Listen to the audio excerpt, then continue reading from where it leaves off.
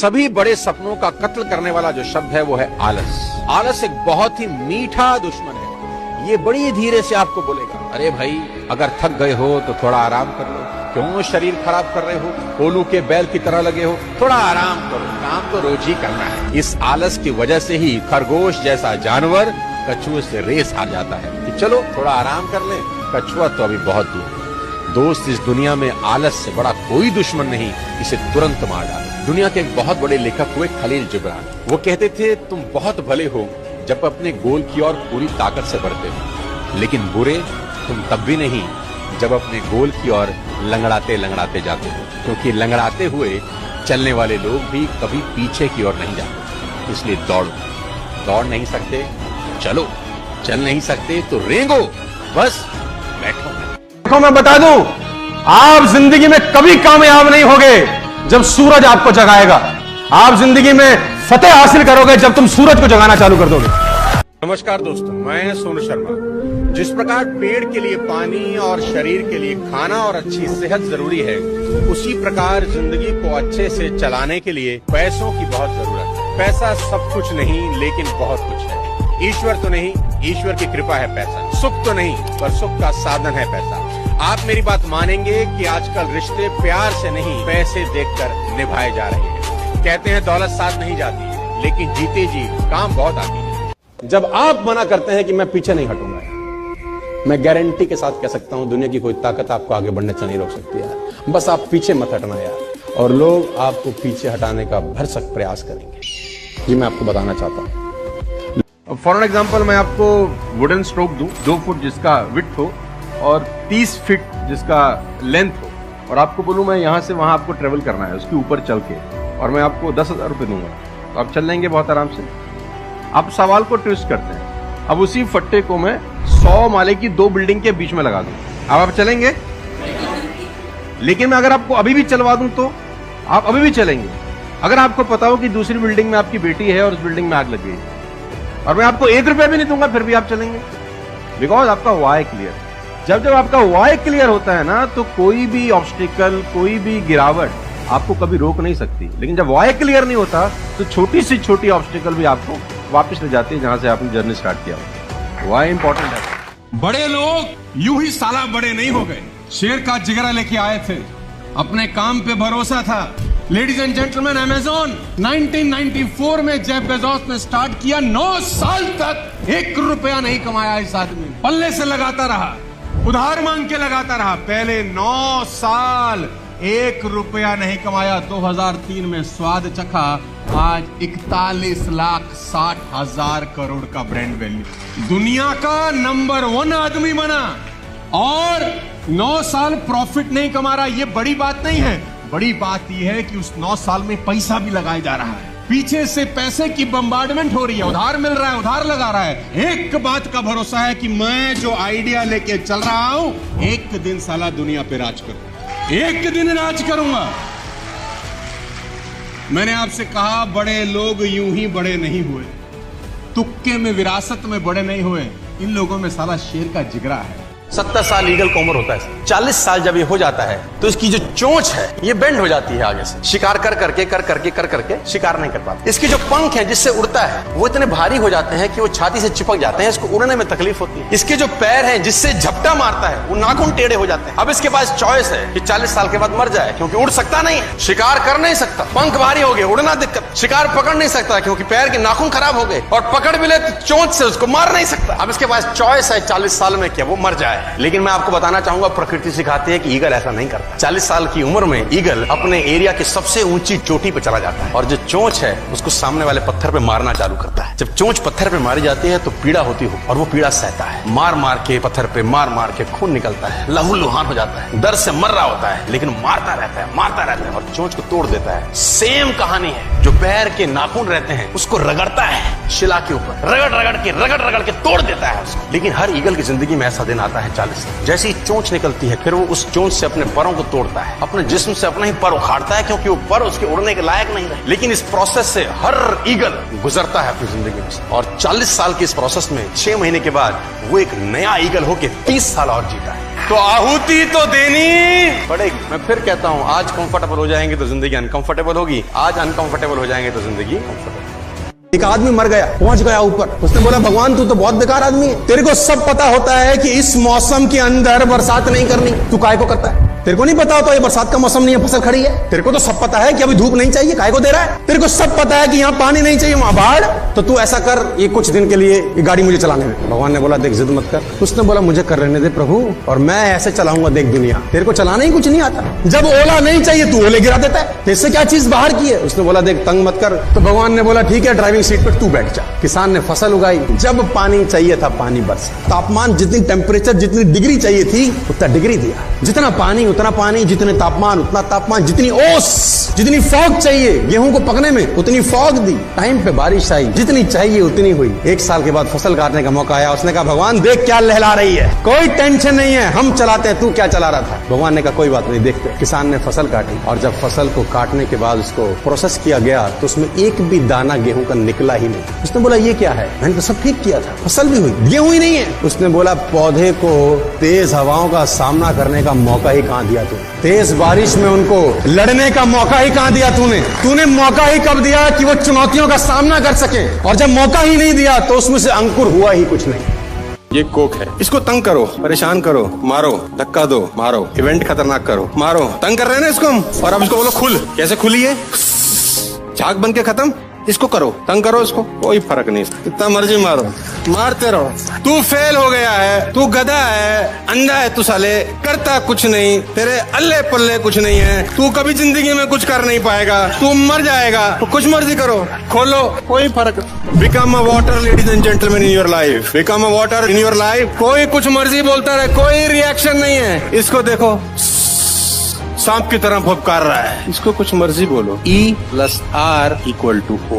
जिंदगी में कुछ भी हो जाए, टेंशन लेने का होगा वही जो राम रचि राखा। टेंशन लेने का जरूरत जिंदगी में, परेशान होने के लिए नहीं आए, परेशान करने के लिए आए।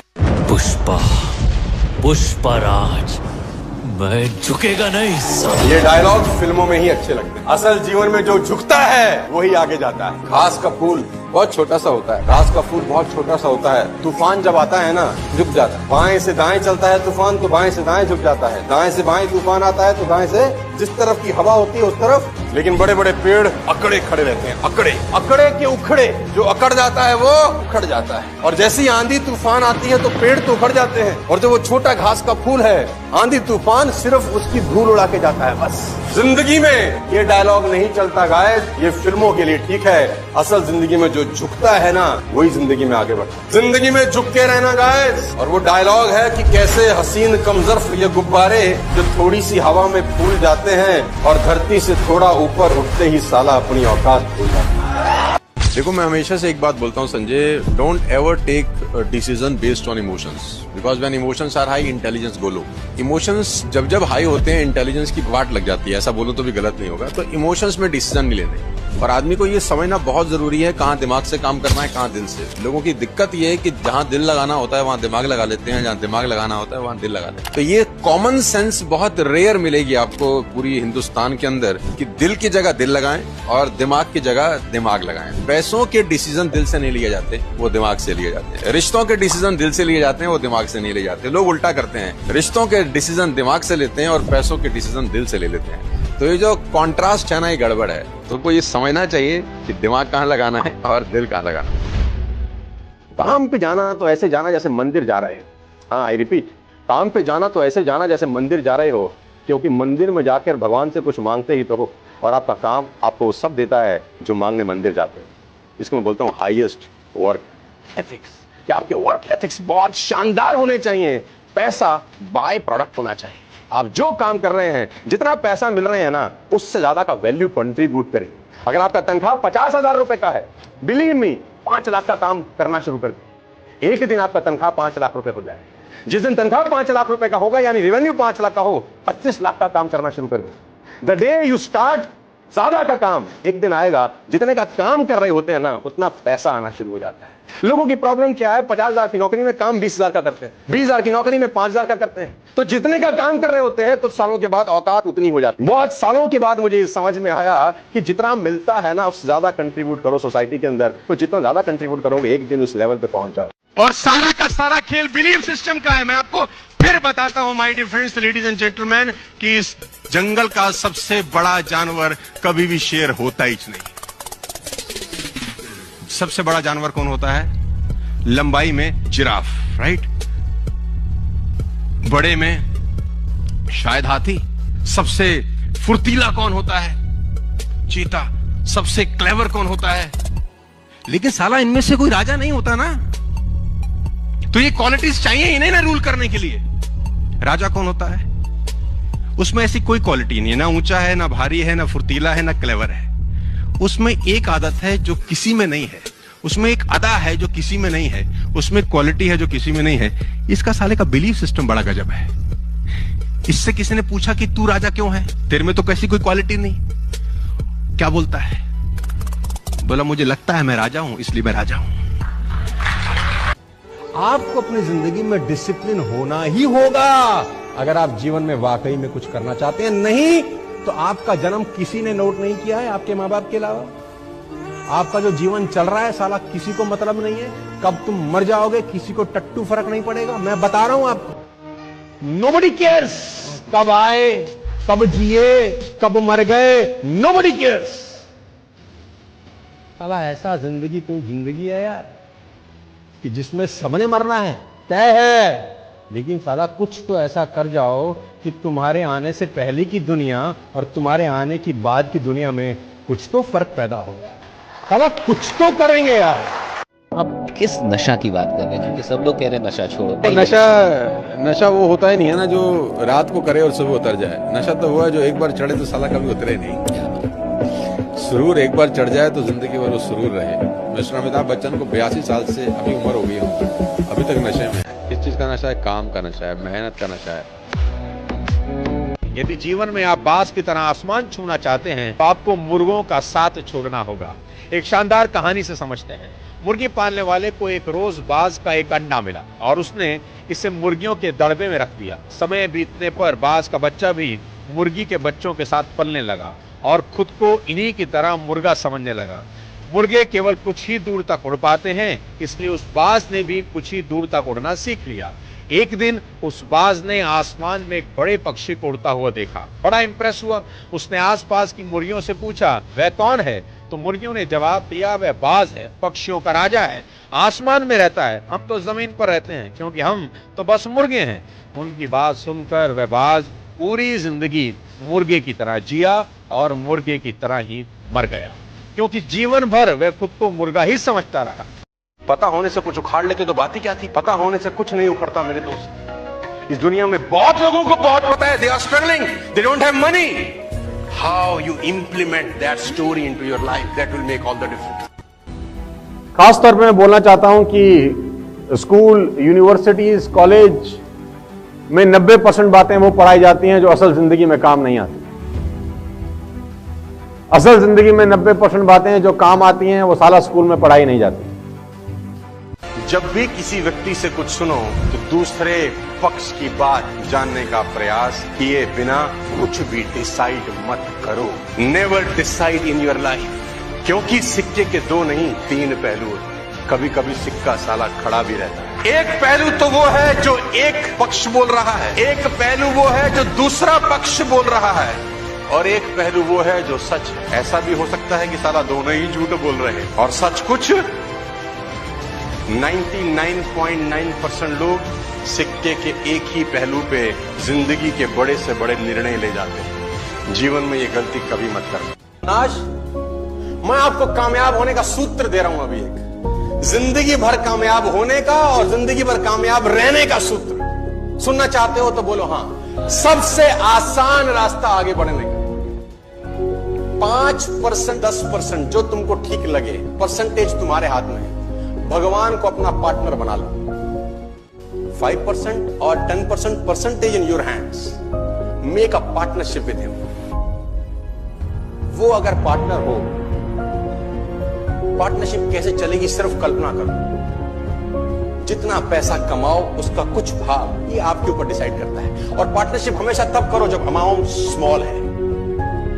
आप कहते हैं ना अभी तो कुछ है ही नहीं, अभी क्या फायदा। अभी करने का फायदा है क्योंकि अभी दिया जा सकता है। जब बड़ा होगा तो देने का मन नहीं करेगा। Always do a partnership when the amounts are small. मेरी डेफिनेशन सफलता की यह है कि बाप अपने घर जाए, अपने बच्चों से पूछे कि तुम बड़ा होकर क्या बनना चाहते हो, और बच्चा बाप का नाम ले ले तो वो सफल है।